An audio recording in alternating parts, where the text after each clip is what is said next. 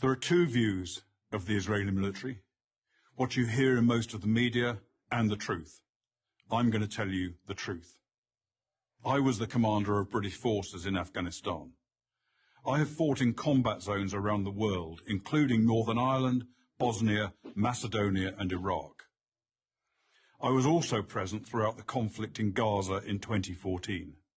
Based on my experience and on my observations, the Israel Defense Force, the IDF, does more to safeguard the rights of civilians in a combat zone than any other army in the history of warfare. Why is this so? Firstly, Israel is a decent country with Western values run on democratic principles. Israel has no more interest in war than Belgium does. In fact, Israel has never started a war. The only reason it ever goes to war is to defend itself. And it has to defend itself because, unlike Belgium, it is surrounded by countries and armed groups that want to destroy it. Secondly, Judaism, with its unsurpassed moral standards, remains a major influence on the citizens of Israel. I say this as a non-Jew. Thirdly, the army is composed overwhelmingly of citizen soldiers. Israel's a small country with a small professional army. To fight a war, it depends on its conscripts and its reservists. These are ordinary citizens, from professors to plumbers, called upon to defend their homes. They don't want to be fighting, and they don't want to harm others. Nowhere was the essential morality and decency of the IDF more evident than in the Gaza war of 2014.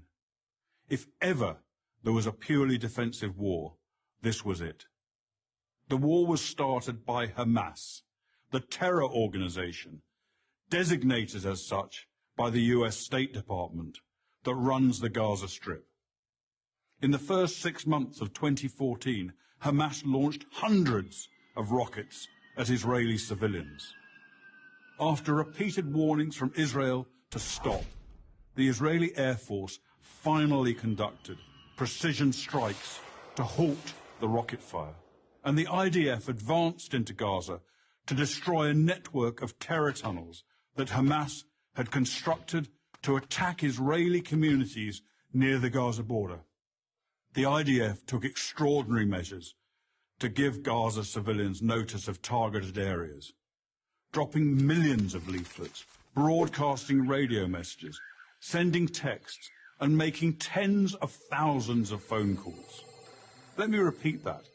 The Israelis called Gazans on their cell phones and told them to leave their residences and move to safety. Never in the history of warfare has an army phoned its enemy and told them where they're going to drop their bombs. Many IDF missions that could have taken out Hamas military capabilities were aborted to prevent civilian casualties, increasing the risk to Israeli citizens and soldiers. Despite all of this, of course innocent civilians were killed. Every war is chaotic and confusing, and mistakes are frequent. But mistakes are not war crimes. Hamas, on the other hand, committed war crimes as official government policy. Hamas deliberately positioned its military assets among the civilian population, hiding weapons in schools and hospitals, and placing rocket launchers alongside apartment buildings, then forced those civilians to stay in areas they knew would be attacked. They also instructed their people to report the lie that every Gazan killed was a civilian, even if they were actually fighters. And if there were no civilian deaths, Hamas made them up. Numerous internet sites show Palestinians elaborately staging sniper victims and smashed ambulances, among other phony horrors. It's so common, there's even a term for it, Pallywood, as in Palestinian Hollywood.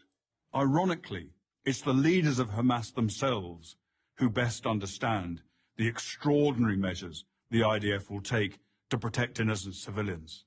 They take full advantage of Israel's decency and adherence to the laws of war.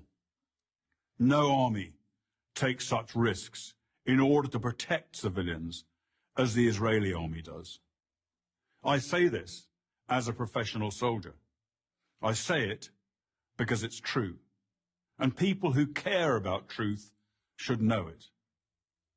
I'm Colonel Richard Kemp for Prager University.